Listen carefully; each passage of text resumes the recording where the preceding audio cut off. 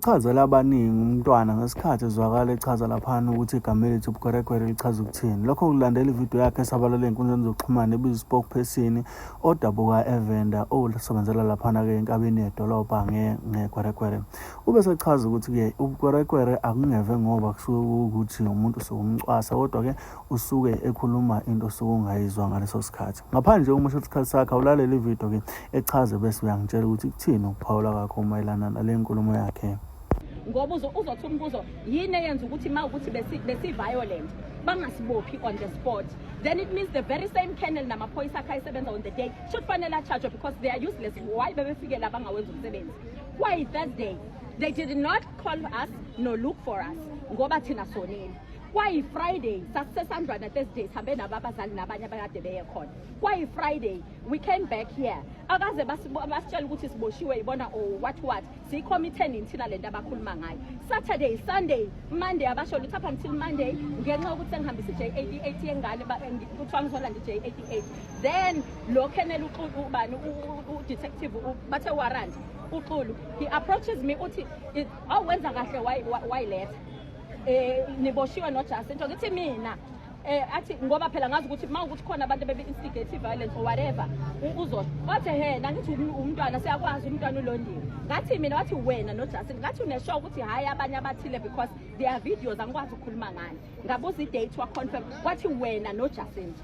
I then called uJacinto obase ngase ngithi kubona mangiqeda ukufama witness statements ngizobe sengiyabuya ngizo-addressa lo. By the time ngiphuma mina abasekho bona. Then lo IO wecase engane yami athi angibuye kusasa ngo-9. Ungavuka baba ungavuka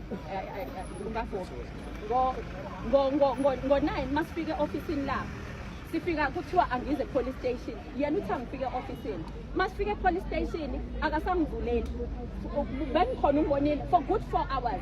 Moreover ngo-past 11 le-appointment yengane esibhedlela ungitshela ukuthi ungi-insista lo Colonel ukuthi angihambe. Ngihlanyisa ukuthi angikwazi ukuhamba ngoba vele bazongibopha bakwenza before basibophile namasosha lapha ngenxa yama-drugs abantu babo. So uma ngihamba ngizoba ne-problem. Now it's like I'm causing a drama. Lo muntu ekuthiwa uthunyelwe ulibe loku-address imithi ngibanga umsindo because ungitshela ukuthi ngisenza umsebenzi wami kanti bathe izokwenzani la because uyena ekuthiwa uthunyelwe uKennel wakhona futhi uthunyelwe. So mase libe le media izolibala yona can they address idaba lami because mina ngizela indaba yemedia nalokhu azokwenza yena la whether he's a spokesperson or whatever. Besides akakho umuntu ocabanga ngezingozi. Whether you are Venda, you are bad, you are Tswana, angikwazi ukucabanga ngesingisi mina ngixakekile nengane yami khona besides uzongiphosa out of context. Uma ngizokutshela isingisi wena uzothi ngicabanga ukuthi ngishenye into kanti mina ngiyazazi ukuthi ngithini. So in as much as bengi-angry ngikhuluma indlela engikhuluma ngakhona iKwerekwere akusiyo yabona nje kumnyama nje umuntu engakusukela athi uyiKwerekwere but uma ufike Limpopo nesizulu sakho uyiKwerekwere Limpopo. Uma ufike Western Cape uyiKwerekwere Western Cape nelanguage yakho yakaZulu la uvela khona. So abantu they think ukuthi iKwerekwere beyiKwerekwere because bavela ngaphandle as much as they are ama-natives ahlanganisa noZimbabwe noba nakhona kusiyinhlamba ngokwamangoni. Abantu they need to be educated with regards to that. KwaZulu kunamagama aqanjwa because asi-understand lento ukuthi uyangikwerezela angikuzwa. Isingisi uyangikwerezela angikuzwa. It's my right and you cannot be apologetic ngikhona mina. Even ngifika phesheya ambassador eZulu Kingdom ngikhuluma isiZulu. We understand yena bengingafanele kwenza okungcono akakhuluma ilanguage yakhe the native language yakhe yala kavela khona angikhulumela isingisi ngoba njengoba ezoba uspokesperson la kaZulu uzohlangana nabantu bani ngokuzohlangana nabantu basemsinga abangayazi lento ayikhulumayo. Then it means he's not representing us then.